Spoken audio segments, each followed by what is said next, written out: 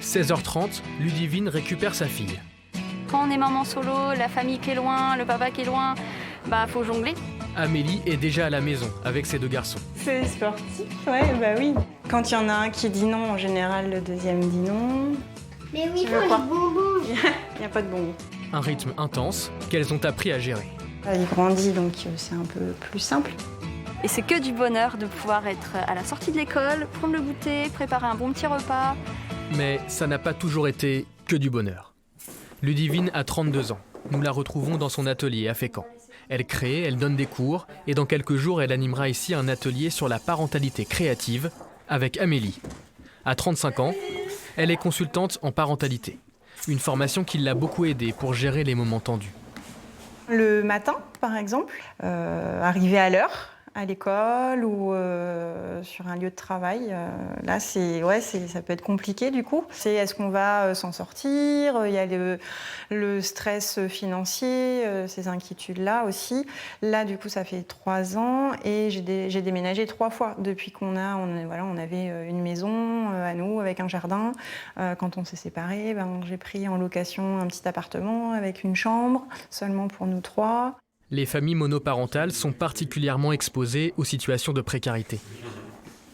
Alors pour moi, ça a été très compliqué parce que j'étais très dépendante de mon mari.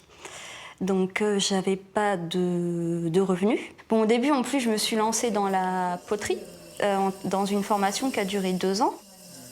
En plus des 700 € que lui rapportait cette formation, Ludivine touchait 115 € de pension alimentaire, soit 815 € par mois pour elle et pour sa fille. Il faut bien calculer son budget, parce qu'il suffit qu'il y ait une facture de poubelle ou une facture quelconque, c'était le découvert, et puis c'était le resto du cœur. Étant seule avec ma fille, étant en formation, difficultés financières, on me prenait pour une bohème, on me prenait pour une cassos. Non mais clairement, c'est des mots que j'ai entendus, hein. Donc c'était très compliqué. Amélie craque. Le parcours douloureux de Ludivine fait remonter ses propres angoisses. Ce qu'on vit, c'est la vie de plein de mamans. T'es équilibrée, t'as la tête sur les épaules, moi aussi, on aurait pu clairement dériver. Moi, ce qui m'a aidée, c'est ma fille. Tout simplement.